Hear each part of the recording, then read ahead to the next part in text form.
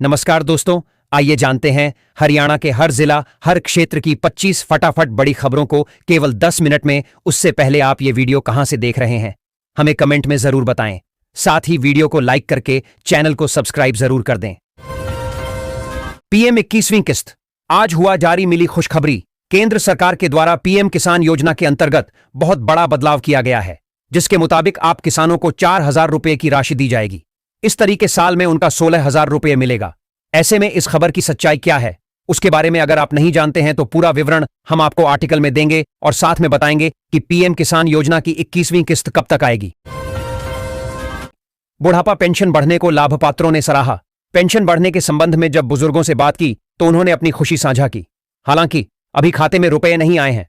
खाते में बढ़ी पेंशन मिलने पर ही स्थिति स्पष्ट होगी। हम बुढ़ापा पेंशन लेते हैं। पेंशन 3,000 से 3,200 रुपए होने की सूचनाएं मिल रही हैं। इस बारे में अभी कोई स्पष्ट संदेश हमें नहीं मिला है। अब सोमवार को बैंक जाकर हकीकत का पता लगाएंगे। आज पेट्रोल, डीजल और सीएनजी के दामों में हुआ भारी गिरावट। पेट्रोल और डीजल के नए रेट जारी किए गए हैं। जैसा कि आप लोगों को मालूम है कि देश भर में पेट्रोल और डीजल के दाम स्थिर बने हुए हैं, यानी इसके दामों में कोई भी कमी या बदलाव नहीं हो रहा है। यदि आप भी जानना चाहते हैं कि वर्तमान में पेट्रोल और डीजल के दाम क्या है, हरियाणा में पेट्रोल 95 रुपये 99 पैसे, डीजल 8 रुपये 84 पैसे, सीएनजी 92 रुपये पर अभी स्थिर है। देश भर में 1 नवंबर 2025 से केंद्र सरकार एवं कई राज्य सरकारों द्वारा कई बड़े बदलाव किए जा रहे हैं। ऐसे में राशन कार्ड और एलपीजी गैस सिलेंडर से जुड़े 4 नए नियम लागू कर दिए गए हैं, जिन्हें सभी नागरिकों के लिए जानना बहुत जरूरी है। में अन्य नियमों से करोड़ों उपभोक्ताओं के लिए बड़ा बदलाव हुआ है, जिससे कई सारी लाभ भी मिलेंगे। पंचकूला में अंडरपास से गुजर रही वैन में लगी आग, धुएं से घुटने लगा दम, चालक और उसके साथी की मुश्किल से बची जान। पंचकूला के सेक्टर 19 अंडरपास में रविवार सुबह एक वैन में आग लग गई।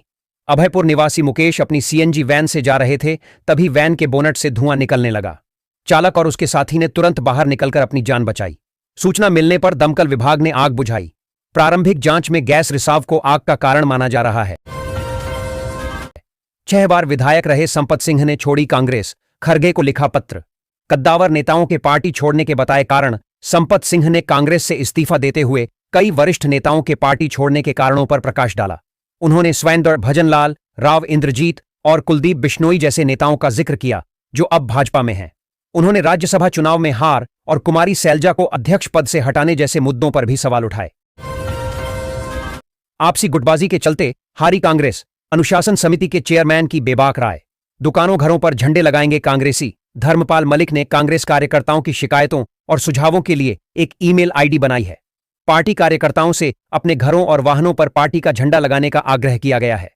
हरियाणा कांग्रेस के विधायक दल की बैठक चंडीगढ़ में होगी, जिसके बाद जिलाध्यक्षों की बैठक होगी।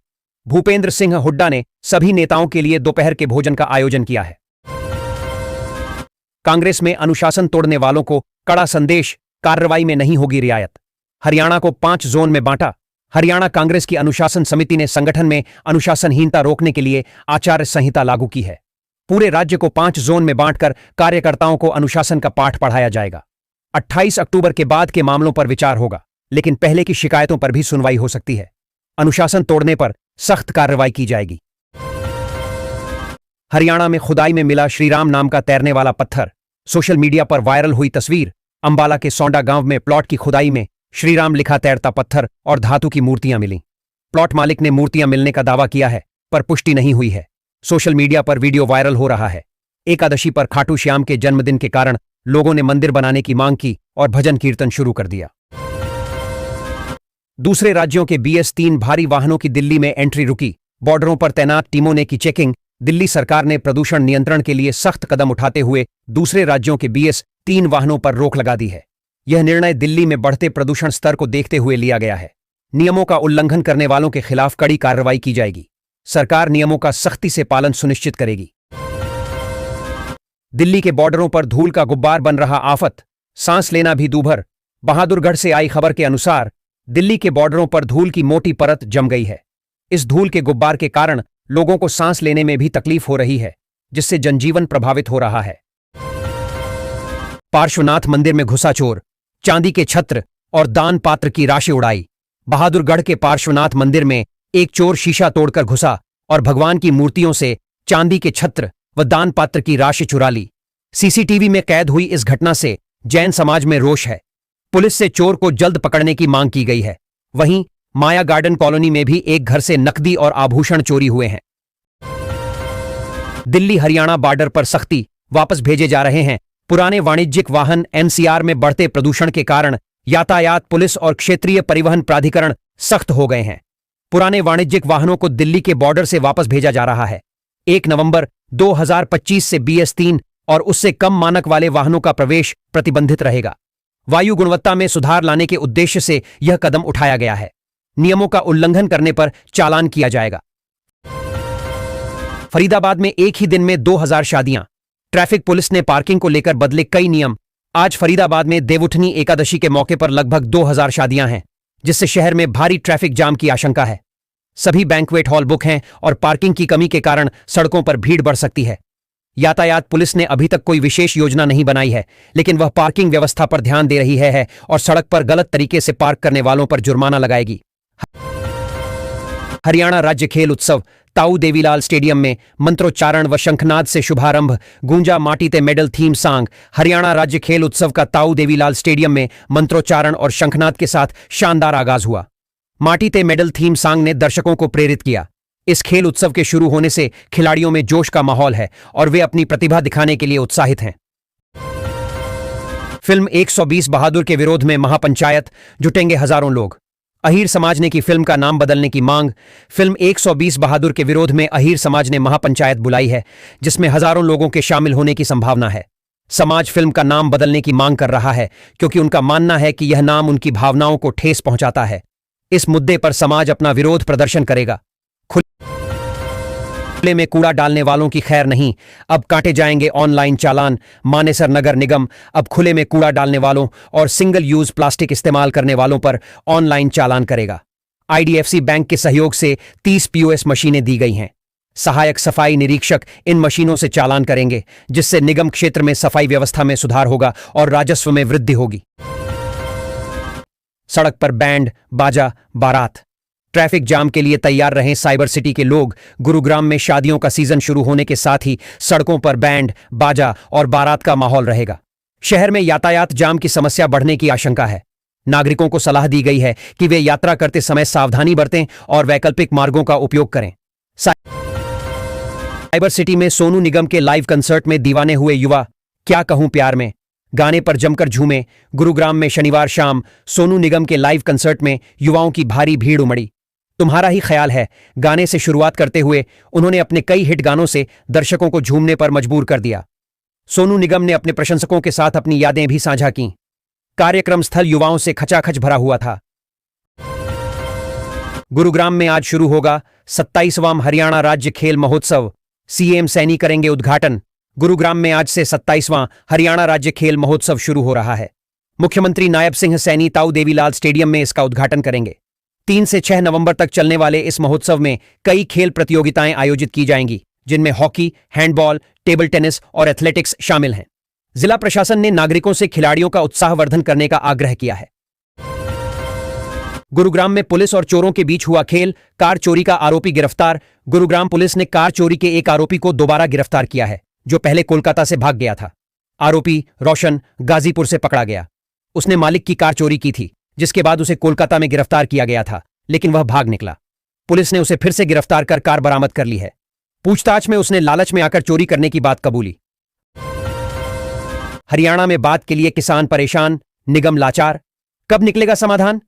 पटौदी में हरियाणा बीज विकास निगम केंद्र पर गेहूं के बीज की कमी से किसान परेशान हैं। उन्हें निजी दुकानों से महंगा बीज खरीदने पर मजबूर होना पड़ रहा है। निगम का कहना है कि बीज परीक्षण के लिए भेजा गया है और जल्द ही नया स्टॉक आएगा।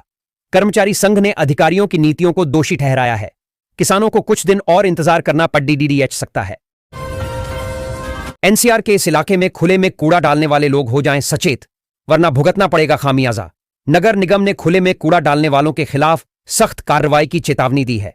पहली बार पकड़े जाने पर 5,000 से 25,000 रुपए तक का जुर्माना लगाया जाएगा। बार बार उल्लंघन करने वालों के खिलाफ कानूनी कार्रवाई भी की जाएगी।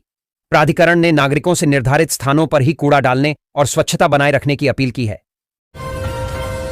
दिल्ली NCR में प्रदूषण की मार, इन वाहनों के प्रवेश पर रोक। दिल्ली NCR में बढ़ते प्रदूषण के कारण गुरुग्राम ट्रैफिक पुलिस ने दिल्ली में BS3 वाणिज्यिक वाहनों के प्रवेश पर रोक लगा दी है।